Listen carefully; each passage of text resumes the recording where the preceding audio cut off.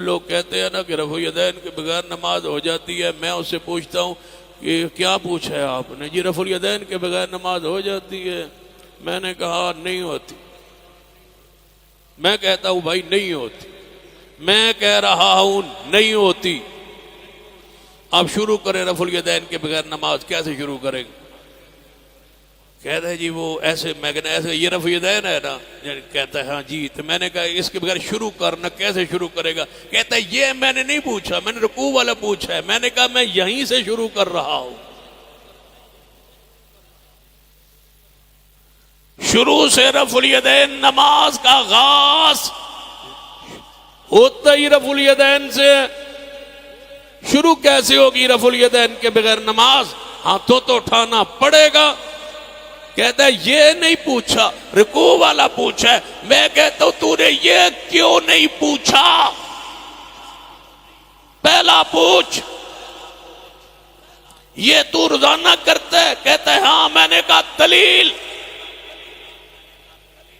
دلیل دے کہ پہلا رفع الیدین ہر نماز کے شروع والا رفع الیدین یہ فرض ہے, واجب ہے, ضروری ہے. اس کے بغیر نماز ہوتی ہے نہیں ہوتی؟ یہ فتویٰ دے.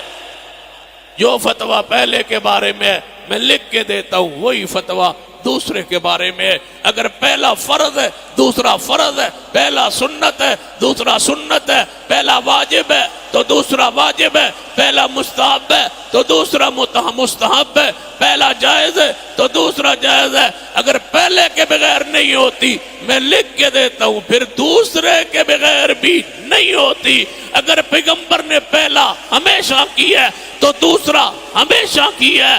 جس طرح اس کے بغیر نماز شروع نہیں کی, اسی طرح رکوع کو بغیر رفع الیدین کے بغیر پیغمبر نے رکوع نہیں کیا. میں اس وقت آپ کے سامنے باوضو حاضر ہوں. رب اکبر کی قسم ہے, قرآن کو تو ہاتھ میں لے کے کہہ سکتا ہوں, سر پہ کہو تو اٹھا کے کہہ سکتا ہوں, بیت اللہ کے اندر داخل ہو کے خلاف کعبہ پکڑ کے کہہ سکتا ہوں.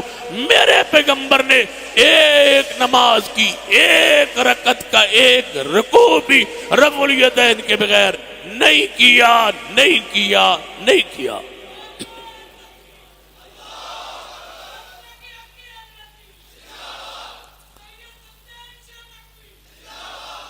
اب جو کہتے ہیں میں نہیں کروں گا اس حلف کے بعد بھی, تو اس کا گریبان اور میرا قیامت والے دن ہاتھ ہوگا.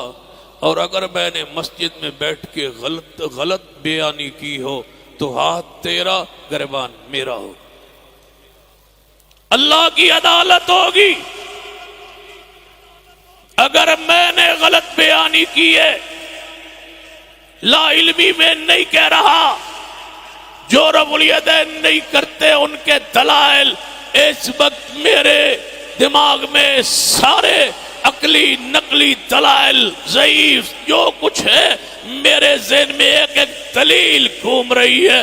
سارے دلائل سے آگاہ ہونے کے بعد کہہ رہا ہوں, پوری امانت سے, دیانت سے, قبر کو, آخرت کو, رب کے سامنے پیشی کو, اپنی جہنم اور جنت کے حوالے سے ایمان رکھنے کے بعد کہ جھوٹ بولنے کی سزا جہنم ہے, سچ بولنے کی جزا جنت ہے, یہ ایمان رکھ کے کہہ رہا ہوں. پیغمبر نے کبھی رفع الیدین کے بغیر نہ رکوع کیا نہ رکوع سے سر اٹھایا.